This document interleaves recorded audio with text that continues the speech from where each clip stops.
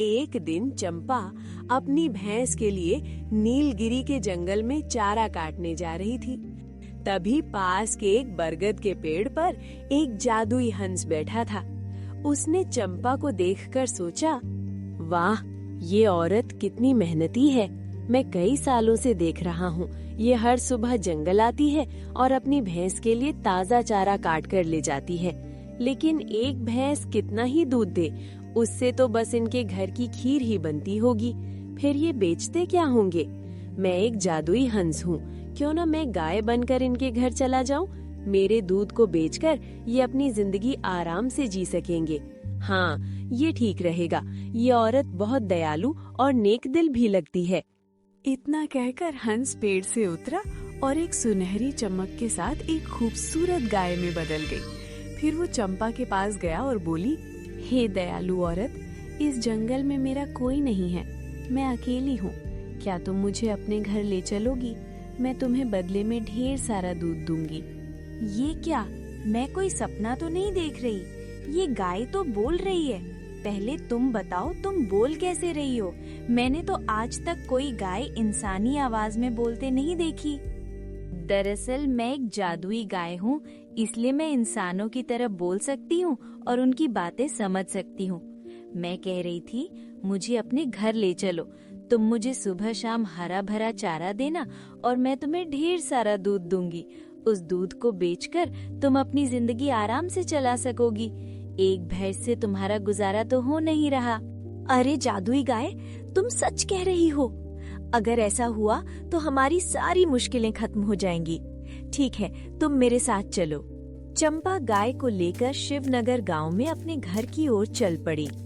थोड़ी देर बाद चंपा गाय के साथ घर पहुंची तो उसके पति बिरजू ने आश्चर्य से पूछा, अरे चंपा, तुम तो भैंस के लिए चारा काटने गई थी, फिर ये गाय कहाँ से ले आई तुम?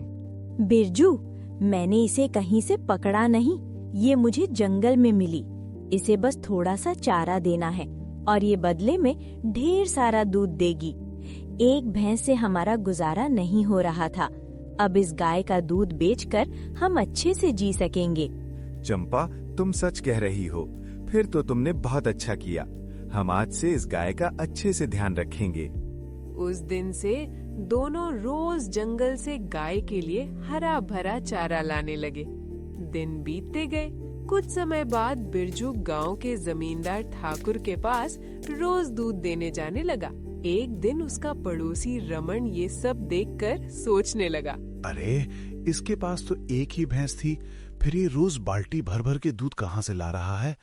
एक भैंस इतना दूध कैसे दे सकती है? जरूर कोई रहस्य है, मुझे जल्दी पता लगाना होगा। रमन अपनी पत्नी विमला को ये बात बताने घर गया। घर पहुंचकर बोला, विमला, तुम तो जानती हो कि बिरजू के पास सिर्फ एक भैंस थी, फिर वो कहाँ से रोज बाल्टी भर भर के दूध बेच रहा है? हमें जल्दी पता लगाना होगा, वरना वो हमसे भी अमीर हो जाएगा। ए जी, अगर ऐसा है तो जाइए और जल्दी पता लगाइए। मैं ऐसा होता नहीं देख सकती। ठीक है, मैं अभी जा रहा हूँ। वो बिरजू के घर पहुंचा और चुपके से सब देखने लगा। बिरजू गाय से बातें कर रहा था। मेरी प्यारी गाय और चारा खाएगी? मैं अभी लाता हूँ। नहीं बिरजू, आज तुमने मुझे बहुत चारा खिला दिया, अब मैं और नहीं खा सकती। अरे, ये गाय तो बोल रही है, ये कैसे हो सकता है? गाय भी इंसानों की तरह बोलती है। बिरजू, आज मैं तुम्हें ढेर सारा दूध दूंगी। जितना दूध चाहिए उतनी बाल्टियां रख दो। कल सुबह वो सारी बाल्टियां दूध से भरी होंगी। नहीं नंदिनी, तुम पहले जितना दूध देती थी उतना ही दो। ज्यादा लालच अच्छा नहीं, हमारा गुजारा अच्छे से हो रहा है। वैसे तुम्हें मेरे घर अच्छा लग रहा है ना? तुम्हें चारा देने में तो मैं परेशान नहीं हूँ। हाँ बिरजू, मैं बहुत खुश हूँ। हमारे दूध से तुम्हें फायदा हो रहा है ना? हाँ नंदिनी, तुम्हारे दूध से हमें 2 वक्त की रोटी मिल रही है। अच्छा, तो ये जादुई गाय है जो बाल्टी बाल्टी दूध देती है। मुझे जल्दी कुछ करना होगा। हाँ, कल जब बिरजू गाय को जंगल ले जाएगा, मैं उसे मार दूंगा। फिर देखता हूँ ये दूध कहाँ से लाता है। बिरजू, एक जरूरी बात सुनो। अगर मुझे कुछ हो जाए या कोई मुझे मार दे तो तुम चिंता मत करना। जिस पेड़ के नीचे मैं चंपा को मिली थी उसकी पत्तियां मेरे सिर पर रख देना, मैं फिर से जीवित हो जाऊंगी। नंदिनी, ऐसी बातें क्यों करती हो? मेरा किसी से झगड़ा नहीं, कोई तुम्हें क्यों मारेगा?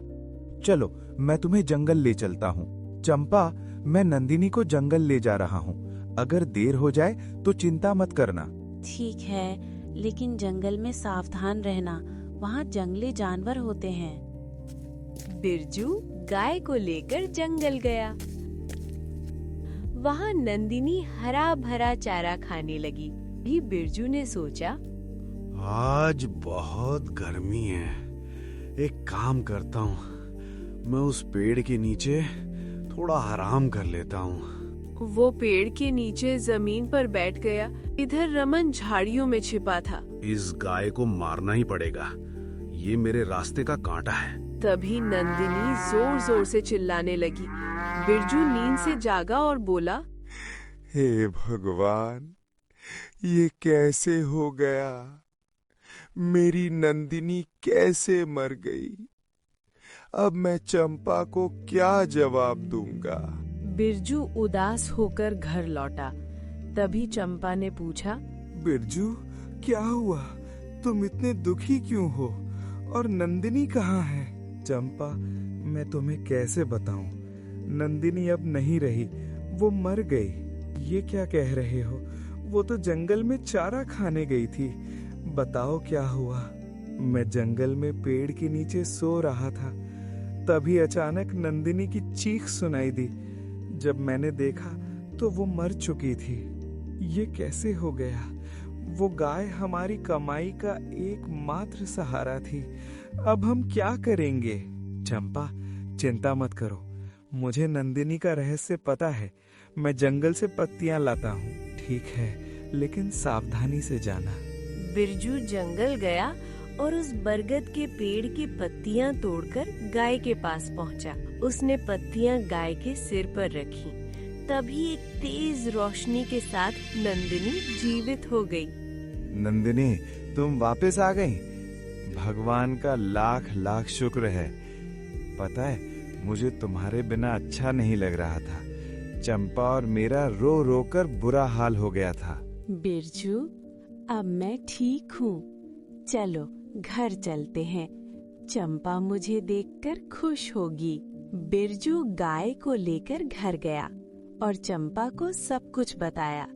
चंपा खुशी होकर बोली, नंदिनी, पता है, तुम्हारे बिना हम बहुत परेशान हो गए थे। चंपा, अब चिंता मत करो, मैं फिर से लौट आई ना। मुझे अब प्यार से गौरी कहकर बुलाना। गौरी, घर में खाने को कुछ नहीं है, अब क्या करें? बिरजू, बाल्टी लाओ, मैं तुम्हें ढेर सारा दूध दूंगी। गौरी, पहले जितना दूध देती थी उतना ही दो, वो हमारे लिए काफी है। बिरजू बाल्टी लाया। एक जादुई रोशनी के साथ बाल्टी दूध से भर गई। वाह गौरी, तुम्हारा दूध तो बहुत गाढ़ा है, लेकिन अभी हमारे पास चारा नहीं है। कोई बात नहीं, हमारे पास जामुन का पेड़ है, उसकी पत्तियां लाओ, वही खा लूंगी। तभी रमन पीछे से आया और ये सब देखकर हैरान हो गया। मैंने तो इस गाय को मार दिया था, फिर ये कैसे जीवित हो गई? मुझे फिर से कुछ करना होगा। चंपा, मैं ठाकुर के पास दूध देने जा रहा हूँ। अगर देर हो जाए तो चिंता मत करना। ठीक है, लेकिन थोड़ा जल्दी लौटना। बिरजू जंगल के रास्ते ठाकुर के घर गया। रास्ते में उसने एक बूढ़ी औरत को कुटिया के सामने रोते देखा। अरे अम्मा, आप रास्ते में बैठकर क्यों रो रही हैं? बेटा, मुझे 2 दिन से भूख लगी है, कुछ खाने को मिल जाए तो अच्छा होता। खाने के लिए कुछ तो नहीं है अम्मा, लेकिन मेरे पास दूध है, आप इसे पी लो। बेटा, तुमने मेरे जान बचा ली। मेरे बेटे बहू मुझे छोड़कर चले गए।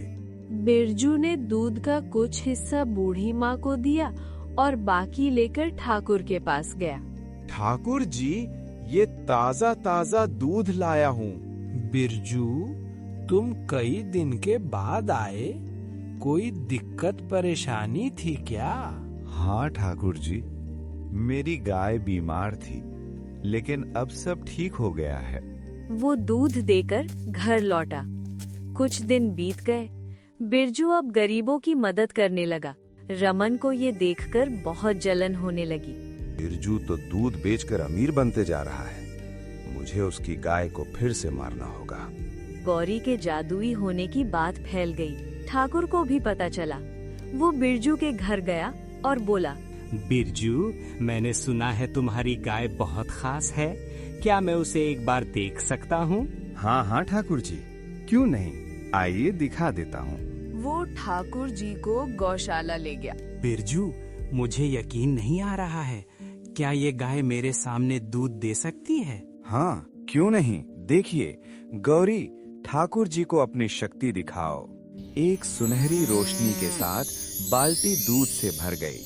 ठाकुर लालच में आ गया और बोला, बिरजू, ये गाय मुझे दे दो, मैं तुम्हें बदले में सोने के सिक्कों से भरा संदूक दूंगा। नहीं ठाकुर जी, ये गाय मैं नहीं बेच सकता। ठाकुर ने जबरदस्ती गाय को छूने की कोशिश की, लेकिन उसके हाथ जलने लगे। बिरजू, ये ठाकुर गरीबों को लूटता है। आज मैं इसे सबक सिखाऊंगी। मुझे माफ कर दो, मैं ये गाय नहीं लूंगा। ठाकुर जी, आपने गरीबों की जो जमीन छीनी है, उन्हें वापस कर दीजिए और उनसे माफी मांगिए। ठाकुर को अपनी गलती का एहसास हुआ। उसने सबकी जमीन लौटाई और गरीबों की मदद शुरू की। बिरजू, अब मेरा काम यहाँ पूरा हुआ। तुम अब खुशहाल हो। मैं किसी और गरीब की मदद करने जाऊंगी। गौरी, तुमने हमारी जिंदगी बदल दी। ये एहसान मैं जिंदगी भर नहीं भूलूंगा। गौरी वहां से चली गई और बिरजू और चंपा खुशी खुशी अपनी जिंदगी बिताने लगे।